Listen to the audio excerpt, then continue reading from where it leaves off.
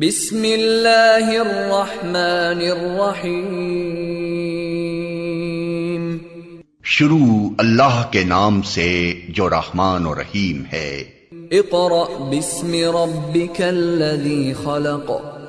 पढ़ो ए नबी अपने रब के नाम के साथ जिसने पैदा किया। खलक़ल इंसान मिन अलक़। जमे हुए खून के एक लोथड़े से इंसान की तख्लीक की। इक़रा व रब्बुकल अकरम। पढ़ो और तुम्हारा रब बड़ा करीम है। अल्लज़ी अल्लम बिल क़लम। जिसने कलम के जरिए से इल्म सिखाया। अल्लमल इंसान मा लम यअलम।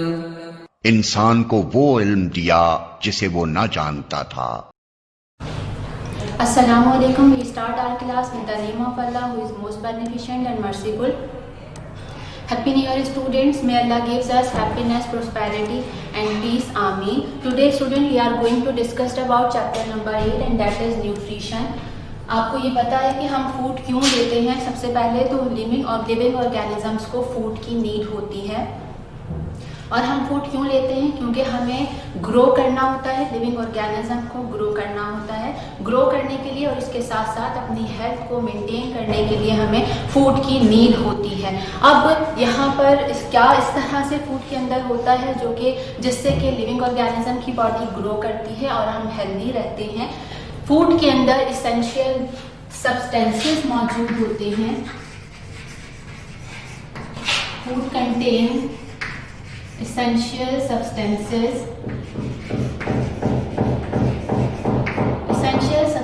मौजूद होते हैं और ये जो essential substances हैं ये हमारी ग्रोथ के लिए ज़रूरी होते हैं और इसी के साथ साथ हमारी हेल्थ के लिए भी ज़रूरी होते हैं। तो ये जो essential substances हैं जो किसके अंदर मौजूद हैं?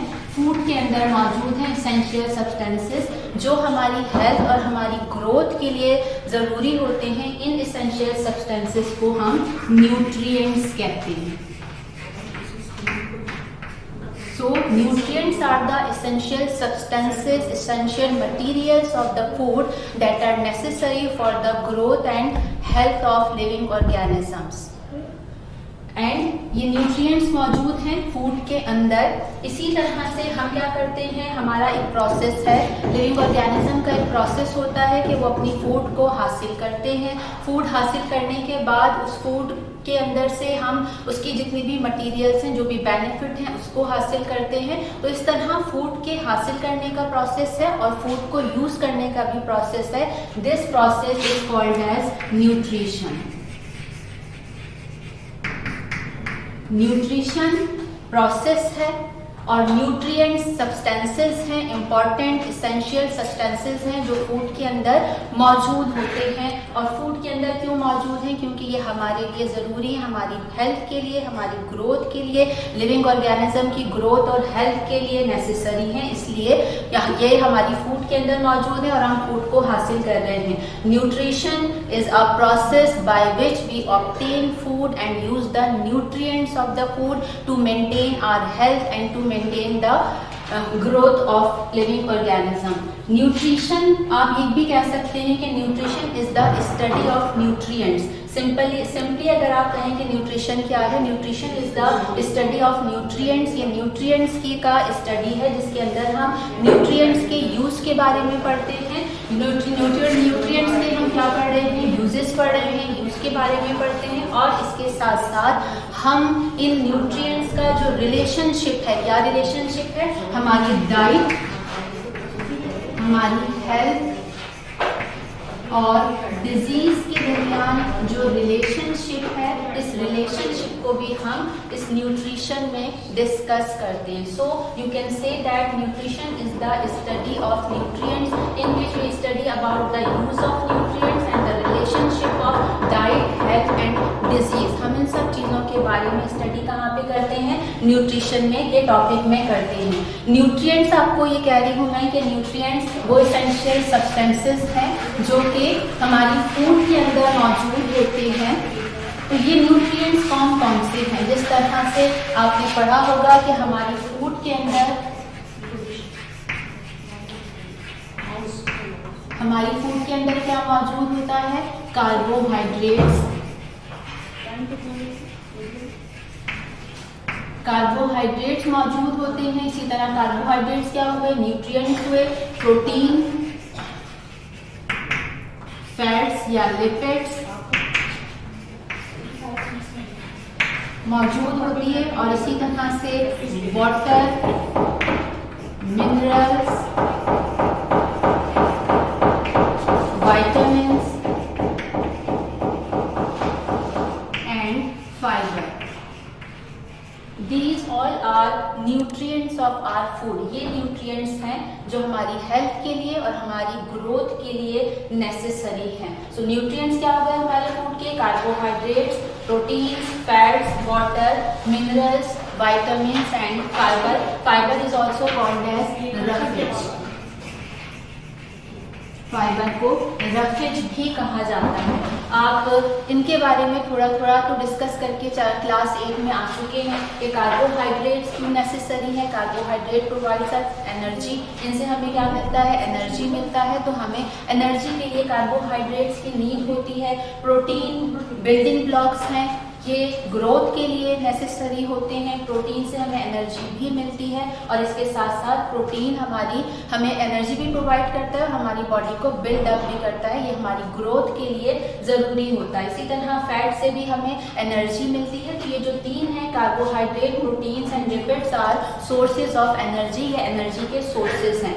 वाटर एसेंशियल है। लिविंग ऑर्गेनिज्म की बॉडी किससे बनी है? वाटर से। हम जो ह्यूमन बींग्स की बॉडी भी वाटर से बनी है। सेल का ज़्यादातर पार्ट वाटर पर कंसिस्ट करता है। तो वाटर भी हमारे लिए ज़रूरी होता है। इस तरह मिनरल्स हैं, वाइटामिन्स हैं, ये हमारी हेल्थ के लिए नेसेसरी हैं, ग्रोथ के लिए और हमें डिजीज से प्रिवेंट करने के लिए ज़रूरी होते हैं। और फाइबर जो हमारे डाइजेस्टिव सिस्टम है उसके प्रोसेस को सही रखता है। जितना भी वेस्ट प्रोडक्ट है उसको बॉडी से रिलीज होने में ये हमें हेल्प आउट करता है। Let's come back towards our topic which is nutrition.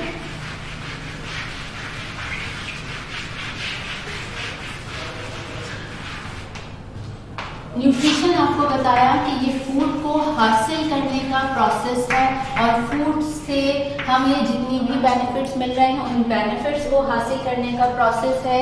ये न्यूट्रिएंट्स की स्टडी है जिसमें हम न्यूट्रिएंट्स के यूजेस के बारे में पढ़ते हैं और डाइट, हेल्थ और डिजीज के रिलेशनशिप के बारे में पढ़ते हैं। अब अगर आप गौर करें, लिविंग ऑर्गेनिज्म में एनिमल्स भी मौजूद हैं और प्लांट्स भी मौजूद हैं। अब लिविंग ऑर्गेनिज्म को अगर आप देखें तो प्लांट्स के अंदर क्लोरोफिल मौजूद होता है। प्लांट ग्रीन कलर के जो प्लांट्स होते हैं, ग्रीन कलर के जो प्लांट्स हैं उनके अंदर एक सब्सटेंस मौजूद होता है जो क्लोरोफिल कहलाता है। ये ग्रीन कलर का जो सब्सटेंस है क्लोरोफिल, इसके जरिए से ग्रीन प्लांट्स अपनी फूड खुद प्रिपेयर करते हैं।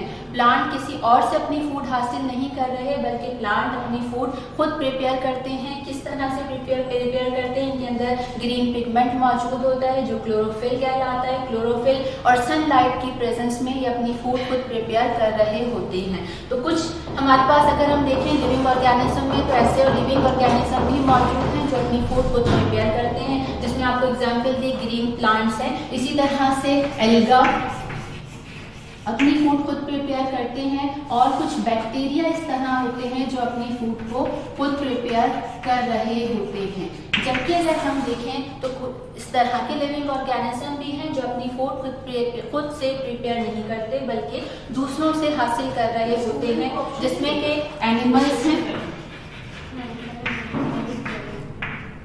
एनिमल्स हो गए। इसी तरह हमारे पास फंजाई है, ये अपनी फूड खुद प्रिपेयर नहीं करते और कुछ बैक्टीरिया भी ऐसे होते हैं जो अपनी फूड खुद से प्रिपेयर नहीं करते हैं बल्कि दूसरे ऑर्गेनिज्म से हासिल करते हैं। तो अब हम यहाँ पर अगर लिविंग ऑर्गेनिज्म को डिस्कस करें, उनको ऑब्जर्व करें तो हमारे पास दो तरह के लिविंग ऑर्गेनिज्म मौजूद हैं। एक वो लिविंग ऑर्गेनिज्म है जो अपनी फूड खुद से प्रिपेयर कर सकते हैं और दूसरे लिविंग ऑर्गेनिज्म वो हैं जो अपनी फूड खुद प्रिपेयर नहीं करते हैं बल्कि दूसरे ऑर्गेनिज्म से हासिल करते हैं। तो इस तरह से अगर हम देखें इस बेस पर तो न्यूट्रिशन यानी फूड हासिल करने का तरीका या फूड यहाँ पर अब दो तरह का हो गया कि यहाँ पे एक तरफ फूड प्रिपेयर हो रही है और और दूसरी तरफ दूसरे ऑर्गेनिज्म से हासिल की जा रही है। तो ये जो न्यूट्रिशन है जिसमें के लिविंग ऑर्गेनिज्म अपनी फूड खुद प्रिपेयर करते हैं, इस तरह की न्यूट्रिशन को ऑटोट्रॉफिक न्यूट्रिशन कहा जाता है। ऑटोट्रॉफिक न्यूट्रिशन यानी वो न्यूट्रिशन जिसके अंदर लिविंग ऑर्गेनिज्म अपनी फूड खुद से प्रिपेयर कर रहे हैं, जैसे ग्रीन प्लांट्स हैं, एल्गा है, सम बैक्टीरिया है, ये अपनी फूड खुद से प्रिपेयर कर रहे हैं। This type of nutrition is called as autotrophic nutrition. जबकि ये जो दूसरा ग्रुप है लिविंग ऑर्गेनिज्म का, एनिमल्स, फंजाई और अदर बैक्टीरिया जो है, ये अपनी फूड खुद प्रिपेयर नहीं कर रहे। क्यों नहीं कर रहे? क्योंकि इनके पास क्लोरोफिल मौजूद नहीं है, ग्रीन कलर का पिगमेंट मौजूद नहीं है। क्लोरोफिल ना होने की वजह से ये अपनी फूड खुद प्रिपेयर नहीं करते, बल्कि दूसरे लिविंग ऑर्गेनिज्म से हासिल करते हैं। और इस तरह की न्यूट्रिशन को हेटेरोट्रॉफिक न्यूट्रिशन कहा जाता है। हम ये कह सकते हैं कि न्यूट्रिशन कितनी हो गई? दो तरह की न्यूट्रिशन हो गई, एक हेटेरोट्रॉफिक न्यूट्रिशन और दूसरी ऑटोट्रॉफिक न्यूट्रिशन कहलाती है। डिफरेंस क्या हुआ? ऑटोट्रॉफिक न्यूट्रिशन में लिविंग ऑर्गेनिज्म अपनी फूड खुद से प्रिपेयर करते हैं और हेटेरोट्रॉफिक न्यूट्रिशन में लिविंग ऑर्गेनिज्म अपनी फूड खुद से प्रिपेयर नहीं कर सकते हैं, बल्कि दूसरे ऑर्गेनिज्म से हासिल करते हैं। अब अगर हम यहाँ पर देखें, न्यूट्रिशन की बात हो गई, दो तरह की ऑटोट्रॉफिक और हेटेरोट्रॉफिक न्यूट्रिशन हो गई। पहले हम ऑटोट्रॉफिक न्यूट्रिशन को डिस्कस कर लेते हैं कि यहाँ पर ग्रीन प्लांट्स हैं, एल्गा है, बैक्टीरिया है, जिसके अंदर क्लोरोफिल ग्रीन कलर का पिगमेंट मौजूद है और इस क्लोरोफिल की मदद से ये अपनी फूड खुद प्रिपेयर कर रहे हैं। इस प्रोसेस को हम फोटोसिंथेसिस कहते हैं।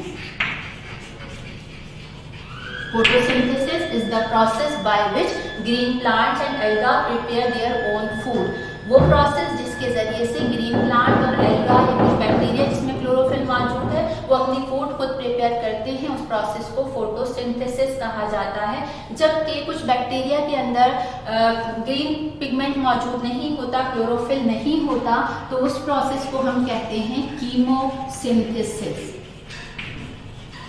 यहाँ पर कुछ केमिकल्स को यूज करते हुए फूड प्रिपेयर की जाती है। तो ये दो प्रोसेस हो गए। ऑटोट्रॉफिक न्यूट्रिशन में दो प्रोसेस आ रहे हैं, photosynthesis and chemosynthesis. In process को यूज करते हुए लिविंग ऑर्गेनिज्म अपनी फूड खुद से प्रिपेयर करते हैं। और कौन कौन से लिविंग ऑर्गेनिज्म हैं? जो ग्रीन प्लांट्स हैं, एल्गा,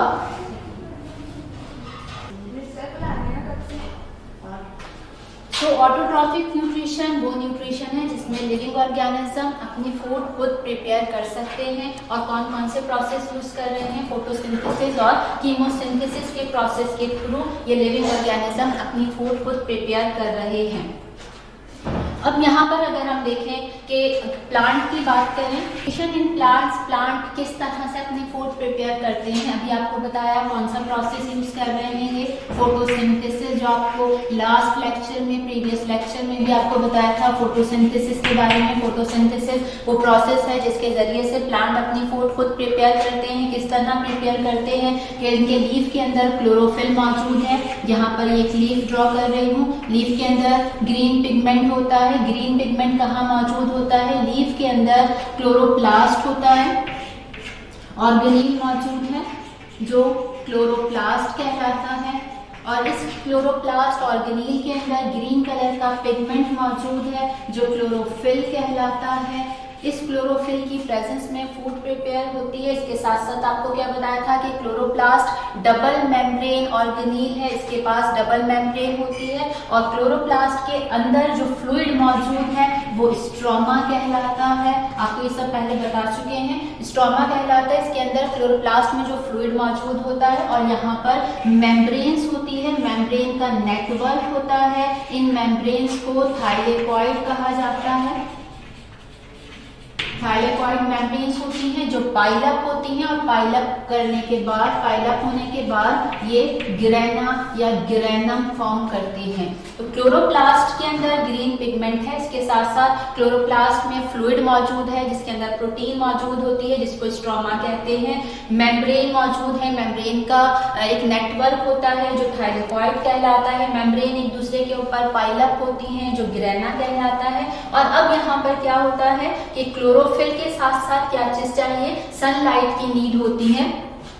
यहाँ पर सन मौजूद है, सनलाइट, ये क्लोरोफिल ग्रीन पिगमेंट सनलाइट को कैप्चर करता है। सनलाइट को कैप्चर करने के बाद ये इसे केमिकल एनर्जी में चेंज करता है, और ये प्रोसेस कहाँ पे होता है, इस थाइलेकॉइड के अंदर होता है। ये जो गिरेना है, मेम्ब्रेन्स जो पाइलअप हुई हुई है, मेम्ब्रेन्स जो एक दूसरे के ऊपर अटैच हुई हुई है, इसके अंदर ये प्रोसेस होता है जिसमें कि क्लोरोफिल सनलाइट को कैप्चर करता है। सनलाइट को कैप्चर करने के बाद लाइट एनर्जी को केमिकल एनर्जी में चेंज कर दिया जाता है, और यहाँ पर ATP के मॉलिक्यूल में चेंज होता है। इसी तरह से NADP का मॉलिक्यूल NADPH2 के मॉलिक्यूल में चेंज हो जाता है, यानी adenosine dinucleotide phosphate adenosine trinucleotide phosphate में चेंज होता है, और निकोटिनामाइड एडिनोसिन डाइन्यूक्लियोटाइड फॉस्फेट भी NADPH2 में चेंज हो जाता है।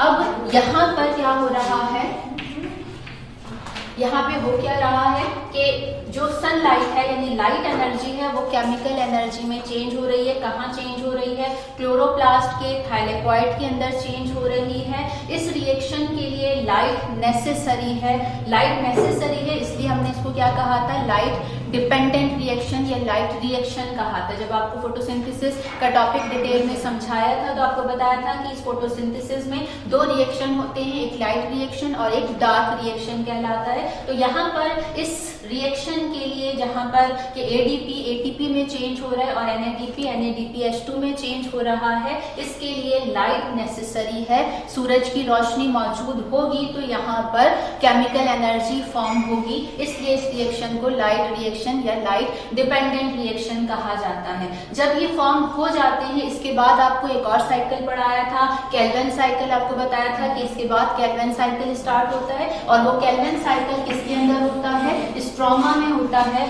जो क्लोरोप्लास्ट के अंदर फ्लूइड कंटेनिंग मीडियम मौजूद है, प्रोटीन कंटेनिंग मीडियम मौजूद है स्ट्रोमा, उसके अंदर दूसरा रिएक्शन आगे कंटिन्यू होता है और उसको हम क्या कहते हैं, डार्क रिएक्शन या लाइट इंडिपेंडेंट रिएक्शन कहा जाता है। तो इस तरह से यहाँ पर दो रिएक्शन आ रहे हैं फोटोसिंथेसिस में, एक लाइट रिएक्शन कहला रहा है और एक लाइट इंडिपेंडेंट रिएक्शन या डार्क रिएक्शन कहलाता है। और इसमें क्या क्या चीजें इन्वॉल्व हो रही हैं, सनलाइट है, क्लोरोफिल है, और इसके साथ क्या चाहिए होता है, इसके साथ साथ वाटर और कार्बन डाइऑक्साइड की भी नीड होती है। वाटर है, वाटर कार्बन डाइऑक्साइड के साथ रिएक्ट करेगा। कब रिएक्ट करेगा, जबकि सनलाइट मौजूद होगी और क्लोरोफिल मौजूद होगा।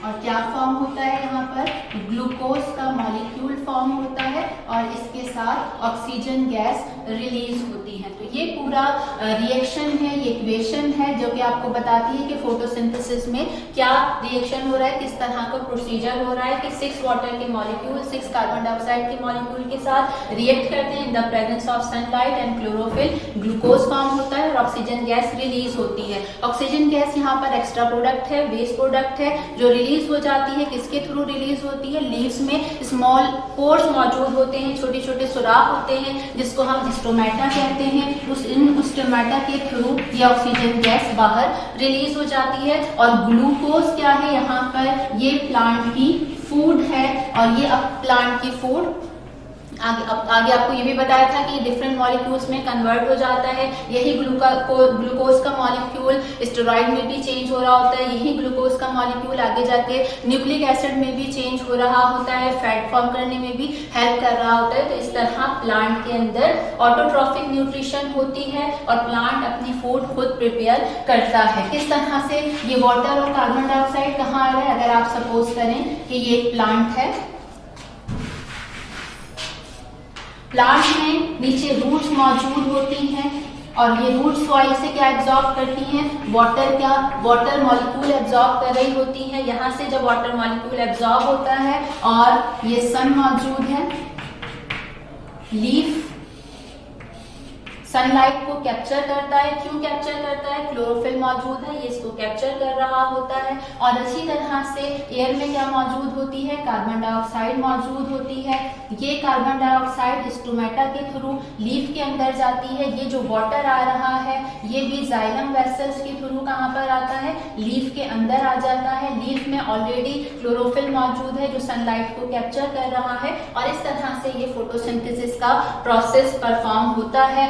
ऑक्सीजन जो बन रही होती है ये ऑक्सीजन लीफ के थ्रू ही, स्टोमेटा के थ्रू लीफ से बाहर एटमॉस्फेयर में रिलीज हो जाती है। तो ये हो गया न्यूट्रिशन इन प्लांट। प्लांट के अंदर किस तरह की न्यूट्रिशन हो रही है, ऑटोट्रॉफिक न्यूट्रिशन हो रही है। ऑटोट्रॉफिक न्यूट्रिशन क्या होती है, जिसके अंदर लिविंग ऑर्गेनिज्म अपनी फूड खुद प्रिपेयर करते हैं, उन्हें दूसरे लिविंग ऑर्गेनिज्म से अपनी फूड हासिल नहीं करनी पड़ती है। इसके बाद सेकेंड न्यूट्रिशन आपको बताई हेटेरोट्रॉफिक न्यूट्रिशन है।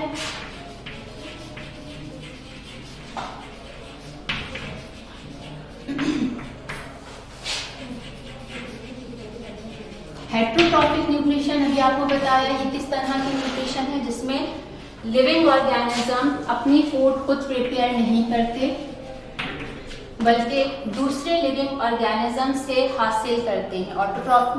ऑटोट्रॉफिक न्यूट्रिशन में क्या हो रहा था, अपनी फूड खुद प्रिपेयर कर रहे थे और वो लिविंग ऑर्गेनिज्म जो अपनी फूड खुद प्रिपेयर करते हैं उनको ऑटोट्रॉफ्स कहा जाता है। यानी कि आप क्या कह सकते हैं कि प्लांट्स क्या होते हैं, ऑटोट्रॉफ्स होते हैं। इसी तरह कुछ बैक्टीरिया जो अपनी फूड खुद प्रिपेयर करते हैं वो ऑटोट्रॉफ्स होते हैं और इसी तरह से एल्गा भी क्या होते हैं, ऑटोट्रॉफ्स होते हैं। वो लिविंग ऑर्गेनिज्म जो ऑटोट्रॉफिक न्यूट्रिशन हासिल करते हैं, खुद से फूड प्रिपेयर कर रहे होते हैं, वो ऑटोट्रॉफ्स कहलाते हैं। जबकि वो लिविंग ऑर्गेनिज्म जो दूसरे एनिमल से, दूसरे प्लांट से अपनी फूड हासिल करते हैं वो हेटेरोट्रॉफ्स कहलाते हैं। उनको हम हेटेरोट्रॉफ्स कहते हैं।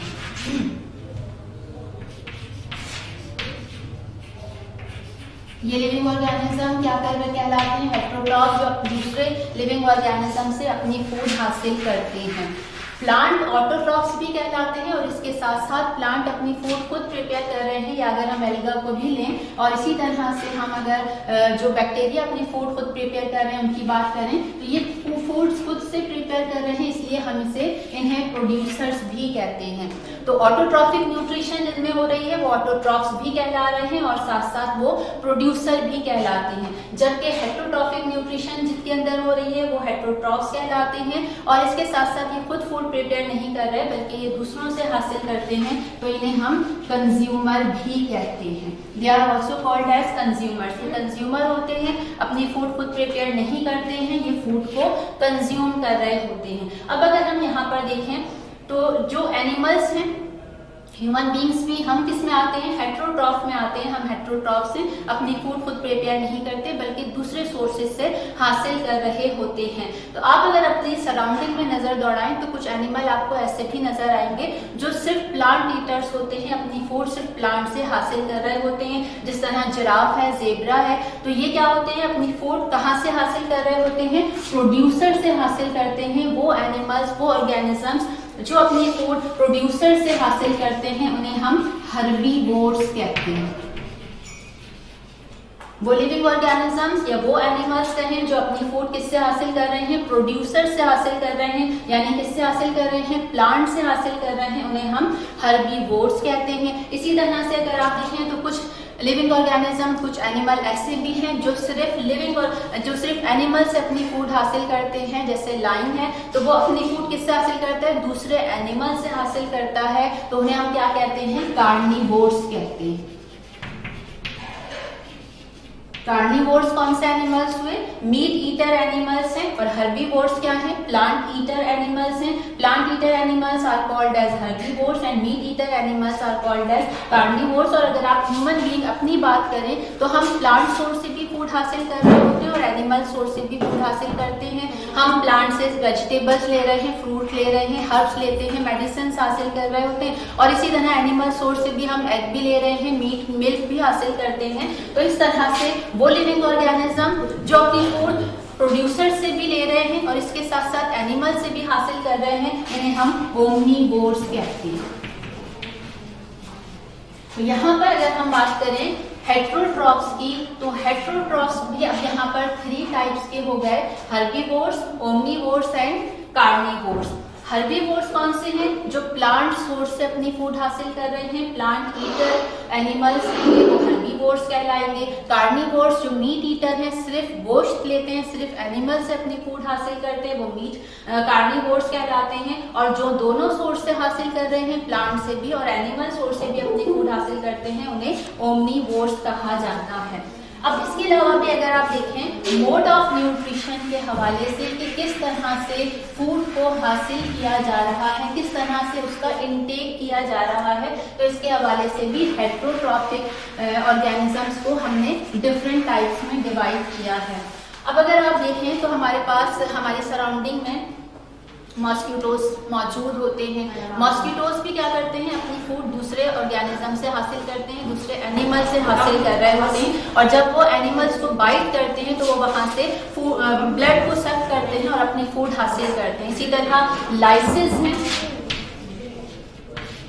लाइसिस लिविंग ऑर्गेनिज्म की या एनिमल की बॉडी के ऊपर मौजूद होती है और फिर वो वहाँ से फूड हासिल कर रही होती है। तो अब यहाँ पर अगर हम देखें कि बहुत से ऑर्गेनिज्म ऐसे भी हैं जो दूसरे लिविंग ऑर्गेनिज्म के ऊपर मौजूद होते हैं या फिर इनसाइड, जैसे हमारे स्टमक में इन्फेक्शन हो गया या इंटेस्टाइन में इन्फेक्शन हो जाता है या लंग्स में इन्फेक्शन हो जाता है। वो इन्फेक्शन किसकी वजह से होता है कि हमारी बॉडी के अंदर कुछ जर्म्स चले गए होते हैं और वो जर्म्स जो है सपोज बैक्टीरिया है, फूड पॉइजन क्रिएट करता है। तो ये जो जर्म्स हैं वो हमारी बॉडी के अंदर जाकर वहाँ स्टे करते हैं, वहाँ से वो अपनी फूड हासिल कर रहे होते हैं, प्रिपेयर्ड फूड मिल रही है, डाइजेस्टेड फूड मिल रही है, उस डाइजेस्टेड फूड को एब्जॉर्ब भी करते हैं और वहाँ पर हार्म भी पहुँचा रहे होते हैं।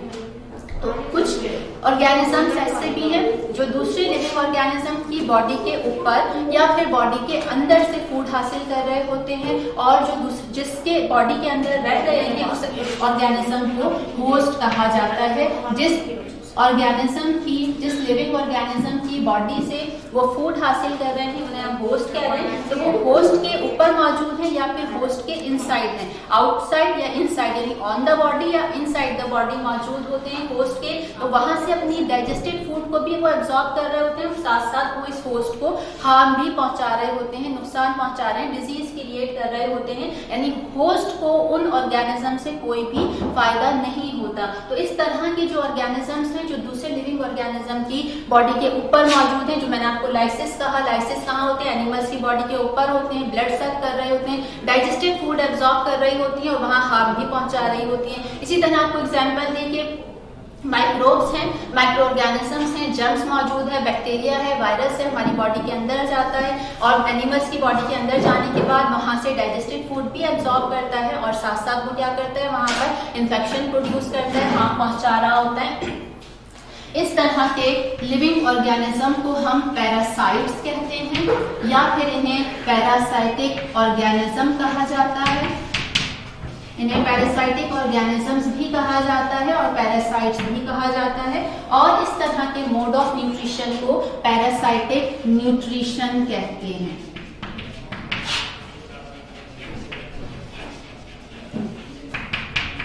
पैरासाइटिक न्यूट्रिशन में क्या आ रहे हैं? पैरासाइट्स आ रहे हैं जो कि दूसरे लिविंग ऑर्गेनिज्म की बॉडी के ऊपर से या बॉडी के अंदर से फूड हासिल कर रहे हैं, उन्हें प्रिपेयर नहीं करनी पड़ रही, उन्हें डाइजेस्ट भी नहीं करनी पड़ रही, डाइजेस्टेड फूड को ले रहे हैं, एब्जॉर्ब कर रहे हैं और वहाँ पर होस्ट को या तो हार्म पहुँचा रहे हैं लेकिन होस्ट को किसी भी तरह का बेनिफिट नहीं हो रहा। इस तरह की न्यूट्रिशन को पैरासाइटिक न्यूट्रिशन कहा जाता है। इसके अगर आप अगेंस्ट देखें तो अपनी सराउंडिंग में अगर आप गौर करें तो बहुत से ऑर्गेनिजम्स ऐसे होते हैं जो डेड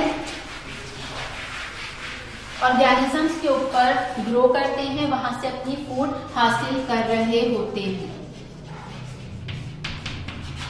जिस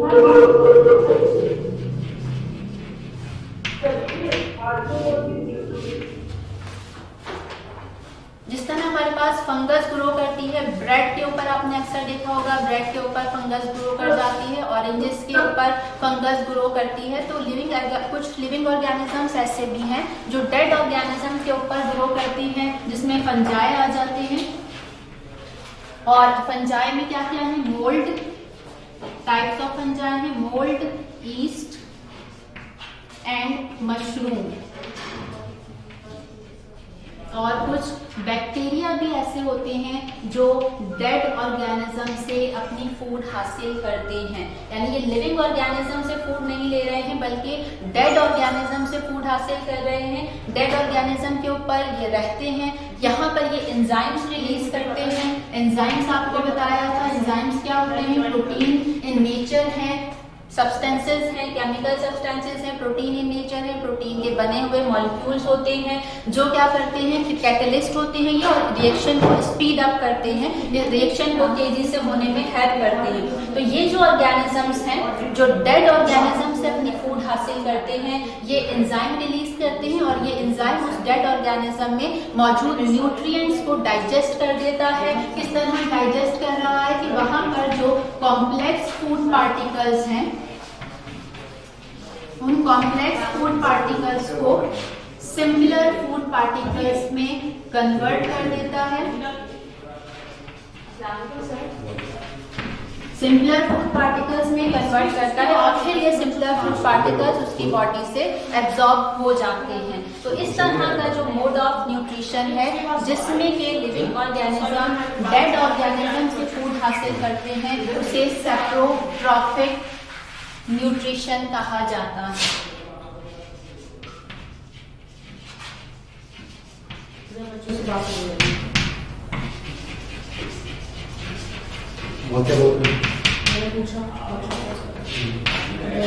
सेप्रोट्रॉफिक न्यूट्रिशन, पैरासाइटिक न्यूट्रिशन में लिविंग ऑर्गेनिज्म से ही फूड हासिल कर रहे हैं। सेप्रोट्रॉफिक न्यूट्रिशन में लिविंग ऑर्गेनिज्म डेड ऑर्गेनिज्म से अपनी फूड हासिल कर रहे हैं। सेप्रोज मीन्स होता है रोटन,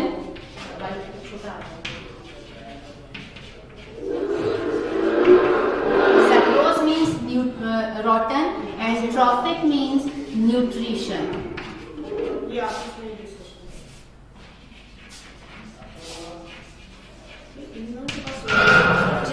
तो इस तरह वो न्यूट्रिशन जिसमें लिविंग ऑर्गेनिज्म डेड ऑर्गेनिज्म से फूड हासिल कर रहा है वो सेप्रोट्रॉफिक न्यूट्रिशन कहलाता है। इसके बाद अगर हम देखें कि जैसे ह्यूमन बीइंग्स हैं, बच्चों से बात करें, हेलो हेलो स्टूडेंट को कॉल करो, क्या मेरी वॉइस मेरी पिक्चर सही आ रही है? Student can you hear me? क्या आपको मेरी वॉइस क्लियर आ रही है? आपको मेरी तस्वीर क्लियर नजर आ रही है? मैं आपको प्रॉपर नजर आ रही हूँ क्लियर? कोई प्रॉब्लम तो नहीं है? नहीं, कोई प्रॉब्लम नहीं है। ओके, लेक्चर अंडरस्टैंड जी लेक्चर। हेट्रोट्रॉफिक न्यूट्रिशन, एक दफा मैं आपको फिर से पैरासाइटिक न्यूट्रिशन बता रही हूँ, इसको गौर से सुन लीजिए। हम क्या पढ़ रहे हैं? Heterotrophic nutrition.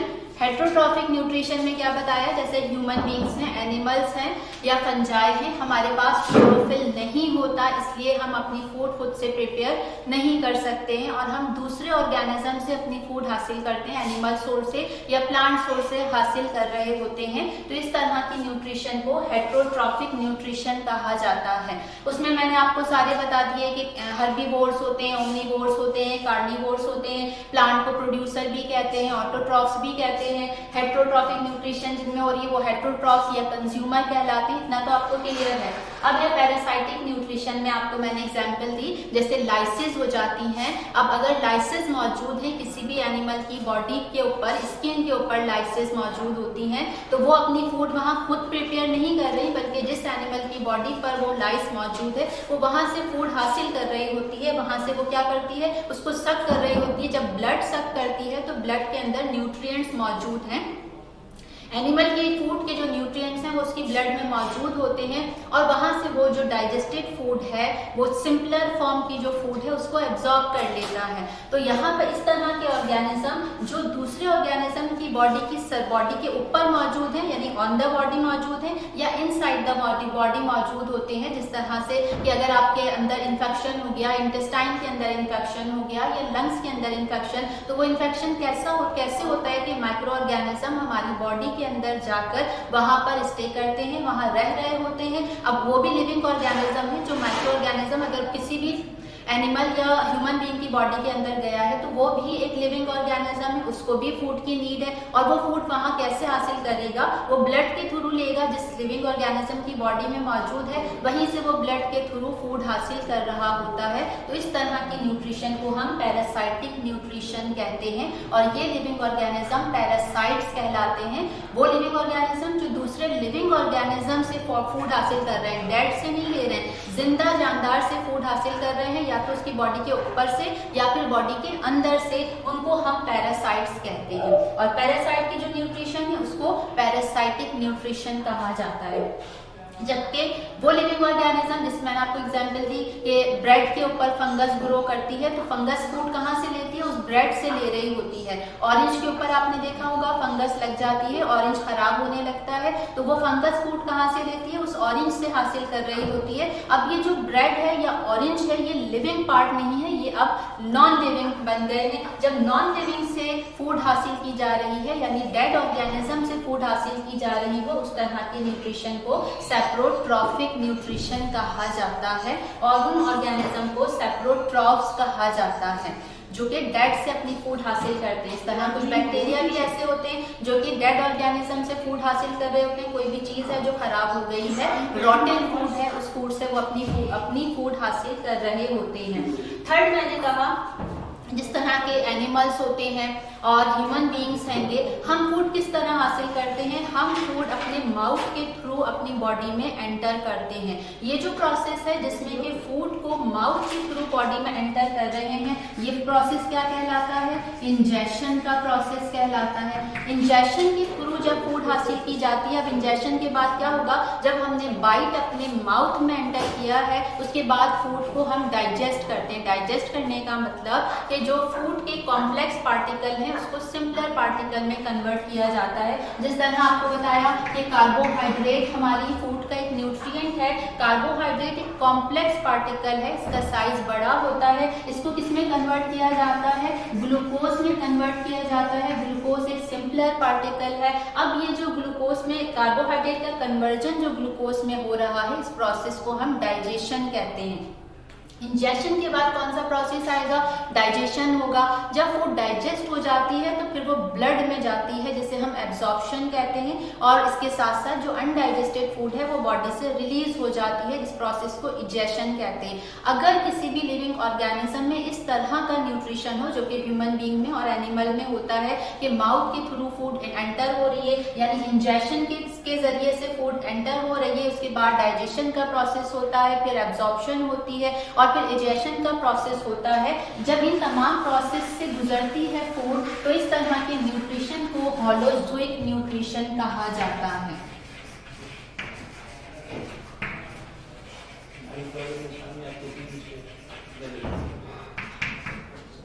होलोजोइक न्यूट्रिशन कहलाता है। ये होलो मीन्स होता है होल, ये पूरी फूड कहाँ जा रही है, माउथ में जा रही है। जोइक किससे आया है, जोएकोज, जोएकोज जिसको एनिमल से आते हैं, एनिमल के अंदर फूड माउथ से एंटर हो रही है। इस तरह की न्यूट्रिशन को हम होलोजोइक न्यूट्रिशन कहते हैं। तो इस तरह अगर आप देखेंगे हेटेरोट्रॉफिक न्यूट्रिशन जिसमें कि लिविंग ऑर्गेनिज्म दूसरे लिविंग ऑर्गेनिज्म से अपनी फूड हासिल करते हैं, तो यहाँ पे थ्री टाइप्स की न्यूट्रिशन हो गई, parasitic nutrition, saprotrophic nutrition and holozoic nutrition. Parasitic nutrition में आपको पैरासाइट्स बताए जो लिविंग ऑर्गेनिज्म की बॉडी के ऊपर से या फिर बॉडी के अंदर से अपनी फूड हासिल कर रहे हैं। सेप्रोट्रॉफिक न्यूट्रिशन में क्या हो रहा है कि लिविंग ऑर्गेनिज्म है लेकिन डेड पार्टिकल से, डेड फूड से अपनी फूड हासिल कर रहे हैं, डेड ऑर्गेनिज्म से अपनी फूड हासिल कर रहे हैं। जैसे आपने मशरूम देखा होगा, मशरूम कहाँ सॉइल में ग्रो नहीं करता, कोई भी अगर डेड पीस है या कोई छोटा सा कोई भी रॉटन पीस मौजूद होता है उसके ऊपर मशरूम ग्रो करना शुरू कर देता है, तो वो क्या होगा, उस तरह की न्यूट्रिशन को सेप्रोट्रॉफिक न्यूट्रिशन कहते हैं। जबकि फूड माउथ से एंटर की जा रही है और इंजेक्शन का प्रोसेस है, फिर डाइजेशन है, एब्जॉर्प्शन है, उसके बाद इजेक्शन का प्रोसेस आता है, इस तरह की न्यूट्रिशन को होलोजोइक न्यूट्रिशन कहा जाता है। This is all about today's lecture. Is there any problem? Students, you can ask question if you have any query. Holozoic nutrition किसमें होती है?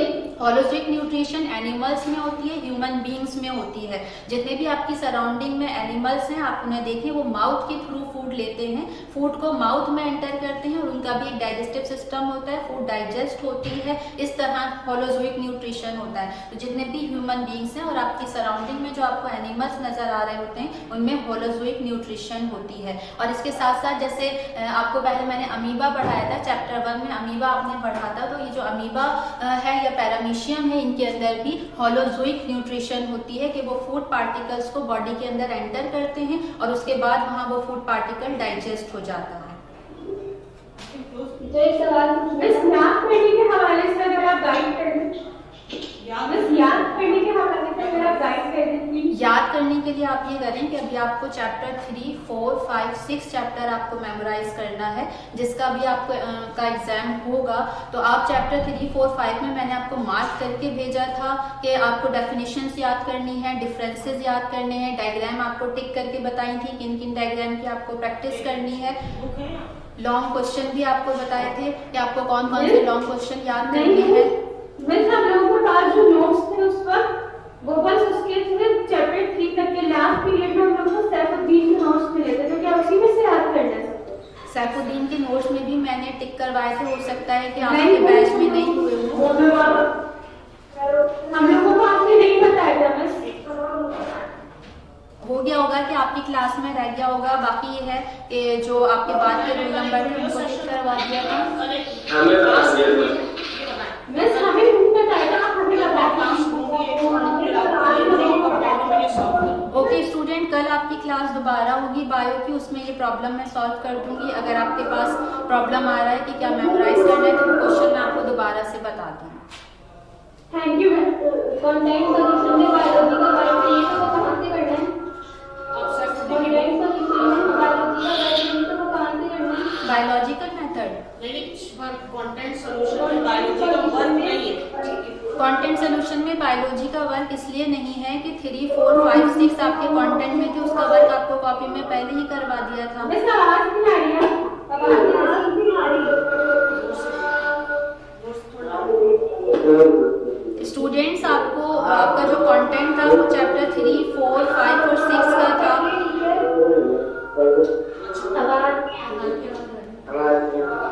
थोड़ा सा अजान का वक्त हो रहा है, ठीक है, तो हम इस क्लास को कल कंटिन्यू करेंगे, जिसमें आपकी प्रॉब्लम्स वाईफाई डिवाइसेस आप बिल्कुल कनेक्ट करके लगवा। ओके स्टूडेंट्स, अभी अजान का वक्त हो रहा है, तो हम इस क्लास को कल कंटिन्यू करेंगे। आप अपनी तमाम क्वेश्चंस कल डिस्कस कर लीजिए। ओके, अल्लाह हाफिज़। जी जी, इसके बाद आपको आवाज नहीं आनी क्या? इसके बाद कोई क्लास नहीं, आज बोलो नहीं, आज कोई क्लास नहीं है। नहीं, आज कोई क्लास नहीं है, इसके बाद कोई क्लास नहीं है, ऑनलाइन कोई क्लास नहीं है आपकी आज। चलिए ठीक है। ओके, अल्लाह हाफिज़।